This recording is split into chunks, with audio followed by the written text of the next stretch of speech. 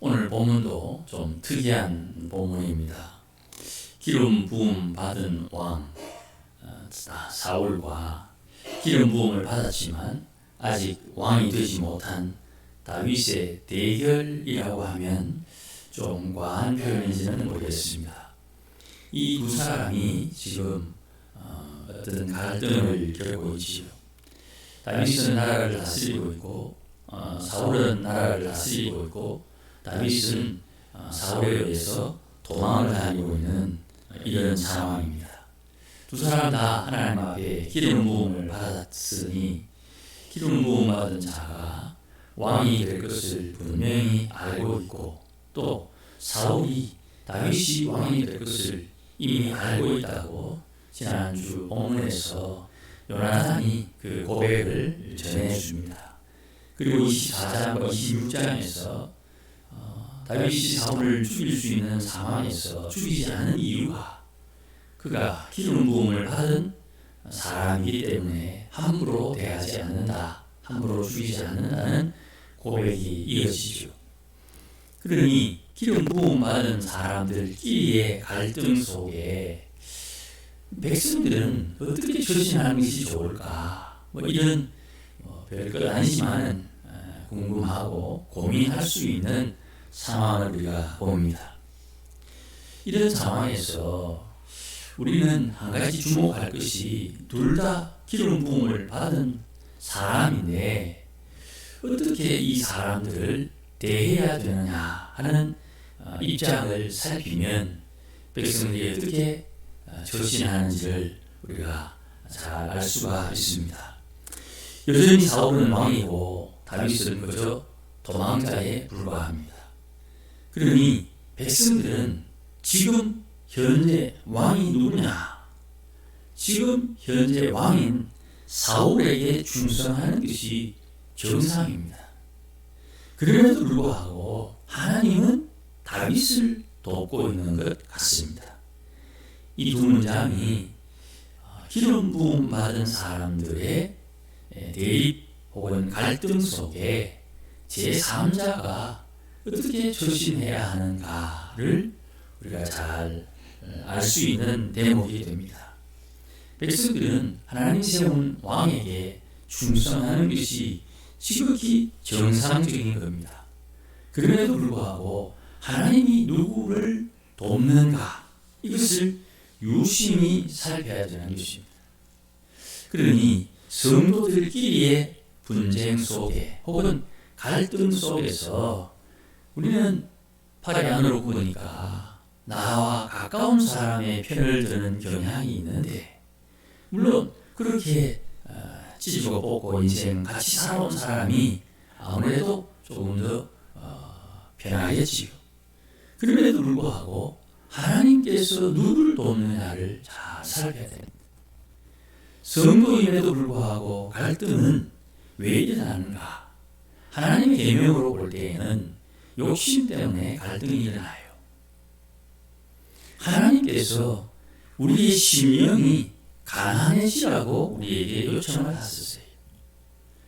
왜 그렇습니까? 심령이 가난한 자는 천국을 상속받는다 그랬으니 천국을 상속받은 예수 믿어 구원받은 성도는 심령이 가난해야 할 의무가 있는 거예요.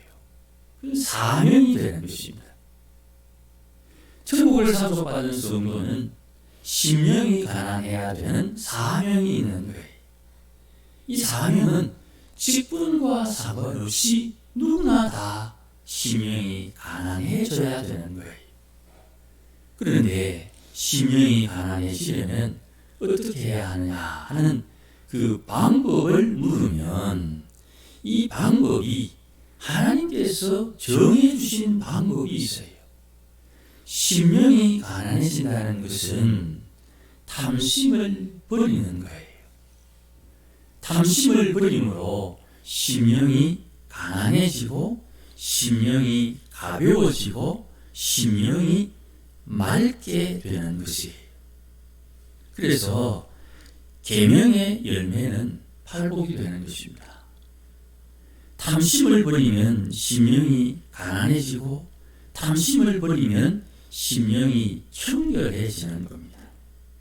심령이 가난해지고 심령이 청결해지는 그 원인이, 그 결과의 원인이 계명에 있다 이 말이에요.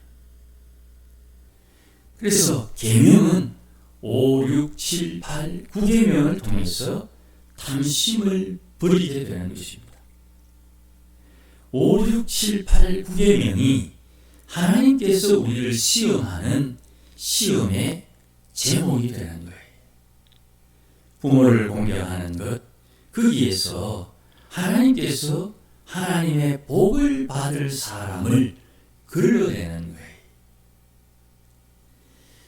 살인하지 않는 것, 그 살인이라는 것이 사람을 죽이는 것으로 우리는 이해를 했는데, 예수님께서 산상수훈에 형제를 향하여 라가라는 말은 우리말에 쉽게 개삐리 그런 이야기지만, 그 라가라는 뜻이 뭐냐 하면 하나님의 백성인데 하나님과 전혀 상관없이 사는 사람, 이런 뜻입니다. 그러니 유대인들은 다 하나님의 백성인데 유대인이 하나님을 떠나서 사는 사람으로 취급할 때 그를 살인하는 것으로 예수님께서 정죄하셨어요. 그러니 사람이 하나님의 백성을 하나님을 모르는 사람처럼 취급하는 것, 그런 표현들이 우리 주위에 쉽게 상상이 되지요. 그것이 계명을 직접적으로 어기는 그런 상황이 되는 것이에요. 거기에 예수님께서 말씀하신 대로 화를 내는 것, 이 화를 낸다는 것은 사람이 화가 날 때가 있죠. 그런데 그 화를 내는 원인을 내 양심에 비추어서 하나님의 말씀 때문에 화를 내느냐, 나의 이익과 손해 때문에 화를 내느냐, 그것을 스스로 양심적으로 판단하도록 주님께서 우리에게 말씀하시는 거예요. 화를 내는 것이 살인이다. 간음도 마찬가지입니다. 간음은 육체를 향한 욕망이 간음을 만듭니다. 사람은 영으로 하나님의 형상으로 지음받은 살아있는 생명이어야 되는데 영에는 관심이 없고 육체에 관심이 있어서 남의 육체를 탐하는 것, 그것이 남자든 여자든 상관없습니다. 그게 간음이 되는 것입니다. 그리고 도적질하지 말라는 말씀도 하나님에게 관심을 두지 않고 돈과 재물에 관심을 두는 것을 하나님께서 경계하시는 거예요. 다윗이 범죄하고 난 뒤에 하나님께서 선지자를 통해서 말씀합니다. 내가 너에게 많은 것을 주었는데 혹 더 필요한 것이 있다면 내게 구하지 아니하고 왜 허락하지 않은 것을 탐했느냐. 이것도 주고 저것도 줄 텐데 왜 허락하지 않은 것을 탐했느냐. 이 다윗의 실수는요, 영적으로 굉장히 중요한 교훈을 우리에게 줍니다. 물론 육체적인 이 세상을 사는 육신의 소욕과 관련된 경고 혹은 교훈도 있지만 영적인 엄청난 교훈을 우리에게 줍니다. 하나님, 내게 능력을 주옵소서. 그 능력을 하나님께서 구하면 주시는데 그 능력을 불법을 통해, 이거는 헌법을 어긴다거나 노예법을 어기는 걸 말하는 게 아닙니다. 하나님의 질서를 어겨서 불법적으로 하나님이 주시지 않은 것을 마치 하나님이 주신 것처럼, 하나님에게 받은 것처럼 능력을 사용하는 것, 그게 도둑질이라는 겁니다. 단순히 돈을 훔쳤다는 정도에 그치지 않습니다. 그리고 거짓 증언하지 말라 하는 말씀도 마찬가지입니다. 일종의 명예와 관련되어 있는 것이지만 하나님께서 우리 성도들에게 성령을 주셨습니다. 그러면 성령께서 인도하는 바를 따라야 되는데 사람들은 성령의 자유함보다는 사람들이 어딘가 매여 있으므로 더 안정감을 느끼게 돼요. 하나님께서 성도들에게 같은 성도지만 그들에게 하나님께서 깨우쳐 주신 말씀의 능력, 말씀의 지혜, 말씀을 깨닫는 그 수준에 따라서 하나님께서 그를 대우하는 바가 조금씩 달라지는 거예요. 오늘 사울과 다윗을 비교해 볼 때 사울은 지금 부지런히 다윗을 찾아다니고 있음에도 불구하고 하나님께서 사울에게 다윗의 생명을 위탁하지 않아요. 그리고 다윗은 부지런히 도망다니고 있음에도 불구하고 사울이 다윗을 잡을 수가 없어요. 이 차이를 우리가 잘 이해할 수 있어야 돼요. 같은 성도들끼리의 갈등이 있을 때에 누가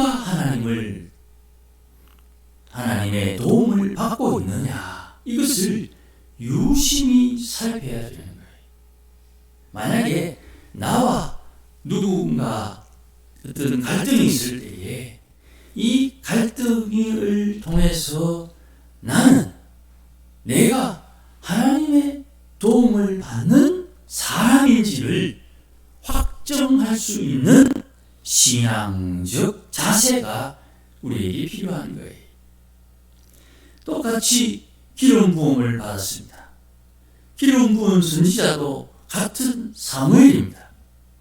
그런데 사울과 다윗은 다릅니다. 이건 우리가 이미 다 알고 있는 내용이지요. 똑같이 기름 부음을 받았고 같은 사람에게 기름 부음을 받았는데 두 사람은 다르다. 이 차이가 어디서 나오느냐? 그래서 성경을 잔잔히 읽어보면 예배에서 나오고 하나님의 계명에서 나오는 거예요. 사울은 신앙적 자세가 좀 미비한 것 같아요. 예배가 얼마나 중요한지 좀 덩하게 하는 것 같아요. 하나님께서 선지자를 통해서 말씀하신 그 내용에 온전히 순종하는 것보다 사람 좋아 좀 융통성이 있는 것 같아요. 하나님께서 요청하는 것에 바르게 순종하는 그 순종이 마치 율법에 순종하는 것과 같지 않아요. 그래서 그가 아말렉과의 전투에서 진멸하라는 그 하나님의 말씀에 그가 많은 재물을 끌고 와서 자랑스럽게 이야기합니다. 하나님 도와줘서 우리가 전쟁에서 승리했습니다. 전쟁에서 승리하고 난 뒤에 이 좋은 재물을 끌고 온 이유는 이것을 하나님 앞에 제물로 드리기 위해서입니다. 이게 그렇게 대단하게 틀린 문제고 왕위를 빼앗을 만한 그런 엄청난 실수가 되겠는가 하는 질문을 할 수 있죠. 그런데 하나님의 말씀에 진멸하라는 말씀은 하나님의 심판이 임하는 거기에 적용되는 말씀입니다. 일부를 정복할 때 성벽이 무너져서 그 안에 있는 사람들이 다 죽은 게 아닙니다. 거기에 여호수아가 명령하기를 라합과 함께 있는 사람은 살려두고 다른 사람 성벽이 무너졌으나 살아있는 사람들을 진멸하라고 말합니다. 그러니 사울은 하나님 앞에 예배하는 것이 자기가 간섭할 수 없는 것이고, 또한 사울은 그 예배에 대한 하나님의 말씀을 전하는 선지자의 말을 좀 경히 여긴 것 같아요. 그러나 다윗은 하나님의 법궤가 들어올 때 빛이 드러날 정도로 기뻐하는 장면도 있고, 나단 선지자가 그 사람이 바로 당신이라는 직언을 할 때에 그가 내가 하나님 앞에 범죄했다고 스스로를 인정하는 것은 물론이요, 다윗은 사무엘이 운영하는 선지학교에서 함께 공부를 하거나 그 철을 정하면서 그가 선지자로도 불림받는 것을 볼 때에 그는 왕이면서도 하나님 앞에 제사하는 왕으로 등극하는 것을 우리가 봐요. 그러니 하나님의 계명을 알고 하나님 앞에 예배를 중시하는 것이 같은 성도임에도 불구하고 하나님 앞에 도움을 받는 자격이라는 말은 제가 썩 좋아하지 않습니다만, 그런 준비됨이 다윗과 사울에게는 분명히 차이가 나는 거예요. 우리는 보통 강자보다는 약자에게 마음이 끌리다 보니까 고통당하는 다윗이 아이고 불쌍해라, 고생 많다, 아이고 어렵네, 이렇게 인간적으로 다윗 편을 드는지는 모르겠습니다만 그건 아닌 것 같아요. 사울이 힘을 가졌으나 그 힘을 제대로 발휘할 수 없는 이유는 하나님께서 세워줬음에도 불구하고 자기를 세우신 하나님 앞에 예배하는 바가 다른 사람과 달라요. 이것이 사울의 큰 약점이고, 다윗은 반대로 하나님 앞에 예배하는 것, 그것이 하나님을 경외하는 자세를 분명히 가지고 있어요. 특별히 자기가 하나님 앞에 은혜 입은 이 이유를 자기 아들에게 물려줍니다. 우리가 잘 알고 있듯이 큰아들, 둘째 아들, 셋째 아들, 심지어 다윗이 죽고 난 뒤에 넷째 아들도 죽임을 당하잖아요. 왕이 될 수 있는 조건을 충분히 가졌음에도 불구하고 왕으로 등극하지 못합니다. 누가 하나님을 돕고 있는가? 누구를 하나님이 돕고 있는가? 하나님께서 솔로몬을 돕고 있더라는 거예요. 그러니 이런 배경에서도 마찬가지입니다. 하나님께서 다윗을 어떻게 돕습니까? 기가 막힌 거죠. 19절 이후에 10사람들이 사울에게 와가지고 다윗이 우리 동네에 있습니다 이렇게 말하니까 사울이 옳거니 21절에 너희가 나를 긍휼히 여겼으니 너희는 여호와께 복받기를 원한다 하며 축복을 합니다.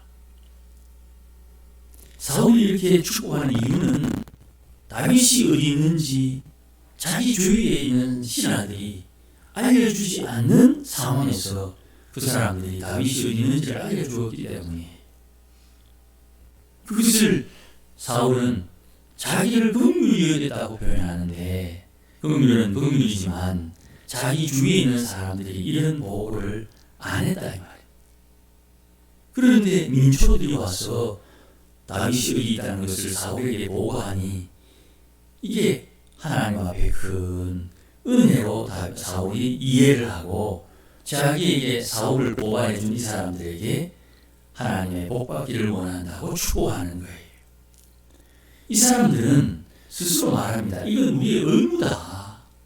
백성들은 지금 왕인 사울에게 충성하는 것이 정상적인 것이지요. 당연한 일이지요.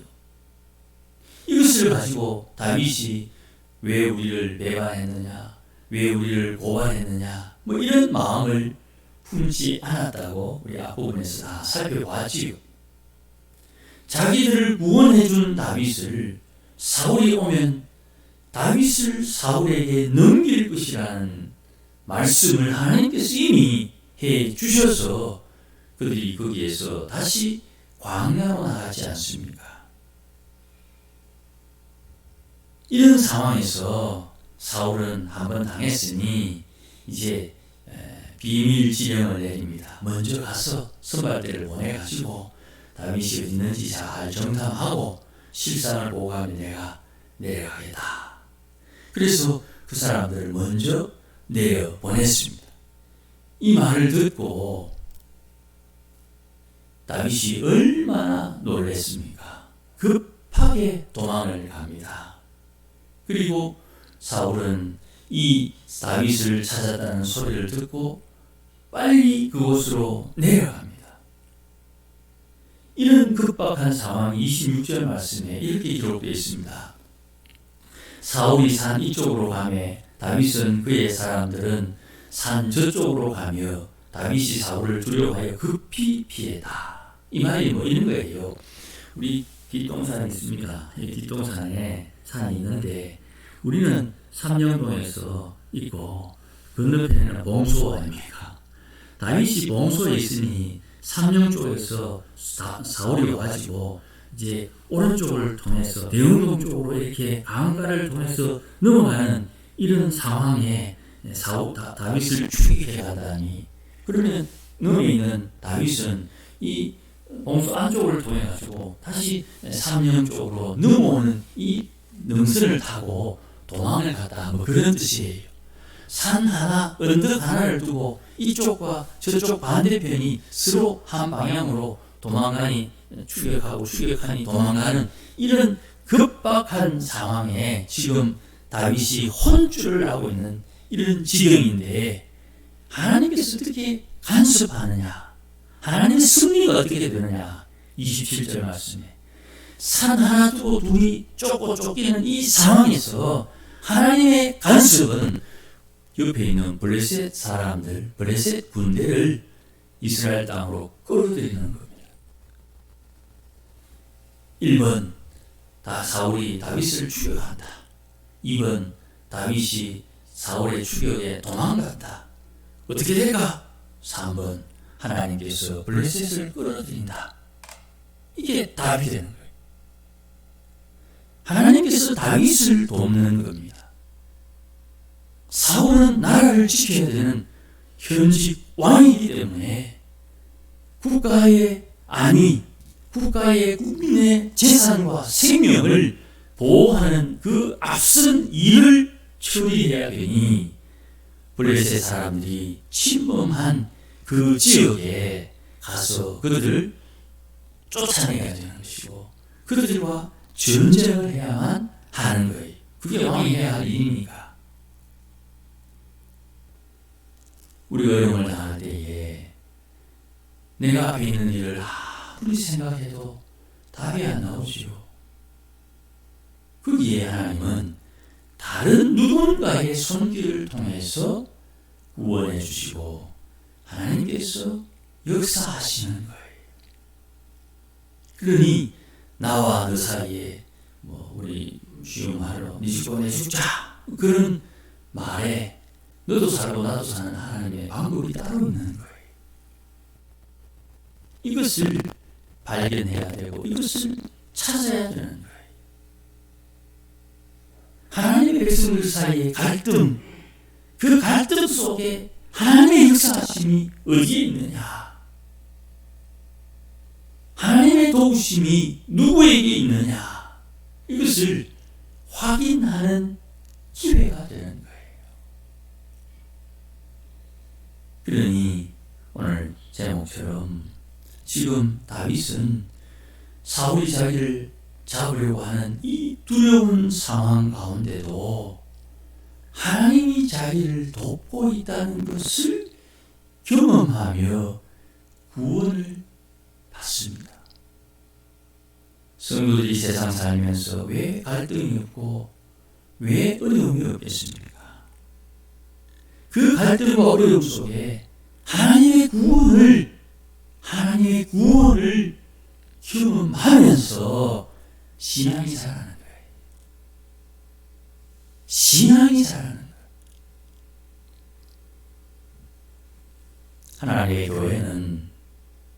하나님의 교회에 함께 신앙생활하는 성도들의 신앙이 자라는 데 관심이 있어야 돼요. 교회의 관심은 분야입니다. 신앙이 자라는, 그 신앙이 자라는데 하나님은 찢고 뽑고 난리법석을 다 방법으로 사용하시는 거예요. 그래서 어떤 분들 중에 나는 막 교회 속 시끄러운 교회는 싫다, 그 사람은 그만큼의 신앙 이상 절대 자랄 수가 없어요. 집에서 부부가 싸우는데 교회에서 싸움이 있는 것, 그걸 복음 전파에 방해가 된다고 생각하는 거예요. 아닙니다. 내가 생각하는 이상적인 교회에 어긋날 수는 있지만 하나님은 그 가운데도 하나님의 역사를 이어가는 거예요. 우리가 조금 더 넓은 마음으로 더 큰 은혜의 마음을 가져야 돼요. 그렇다고 고통이 줄어들거나 괴로움이 줄어들거나 속상함이 줄어드는 건 아니에요. 그러나 내가 주의 교회를 위하여 내 육체의 고난을 채우노라 했던 바울이 하나님의 교회를 위해서 수고한 것을 우리는 알고 있거든요. 수많은 세월 하나님의 말씀을 읽고 묵상하면서 그 바울, 다윗, 다니엘, 예레미야, 그 믿음의 조상들이 가슴 치며 안타까워하며 하나님 앞에 눈물을 흘리며 기도했던 그 기도의 모습을 우리는 이미 잘 알고 있단 말이죠. 예수님께서 십자가에서 달려 돌아가실 때에 아이고 메시아라고 하는 예수여, 십자가에서 죽는구나. 당신이 십자가에서 내려오면 우리가 하나님의 아들로 인정해 줄게. 하나님의 아들로 인정받고 싶은 것은 사람들의 욕심이지만 예수님은 아버지가 자기에게 주신 사명을 이루는데 관심이 있었던 거예요. 안 내려오는 거예요. 그러면서 하는 말이, 아버지, 저들이 지금 자기가 무슨 일을 하고 있는지 모릅니다. 예수님의 기도는 아주 담백하지요. 하나님께서 하나님의 사람들을 구원하시는 겁니다. 아무쪼록 오늘도 주님께서 나를 도와주신다는 믿음, 또 주님께서 나를 도와주실 것이니 내가 갈등 가운데 어떻게 조심해야 하는지를 말씀을 통해서, 성령을 통해서 잘 깨우치고 배워서 신앙이 자라고 믿음이 자라는 하나님의 크고 놀라운 은혜를 누리는 우리 모두가 되시기를 주의 이름으로 축복합니다. 기도하십시다. 하나님 아버지, 고맙습니다. 사울과 다윗의 결말을 아는 우리이기에 우리 스스로도 조금 속을 때가 있겠지만 하나님의 도우심이 누구에게 나타나는지 잘 살펴서 하나님이 돕는 다윗과 같은 신앙으로 주를 섬기고 하나님의 교회를 보살피며 성도들을 살피며 봉사하는 믿음의 권속들이 되도록 은혜를 나시고, 혹이나 천에 하나 만에 하나 우리에게 어긋남이 있거나 허물이 있으면 하나님 깨우쳐 주셔서 회개함으로 또한 믿음이 자라게 하시고 우리의 신앙이 자라 하나님을 기쁘시게 하는 삶을 살도록 복을 주시옵소서. 간절히 바라옵기로는 하나님 옆에 예배하는 심령들이 되어서 하나님 앞에 예배함으로 하나님 기뻐하는 삶을 사는 하늘의 힘을 공급받도록 불쌍히 여겨주시기를 간절히 원하오니 은혜를 다하여 주시옵소서. 예수님의 이름으로 기도하옵나이다. 아멘.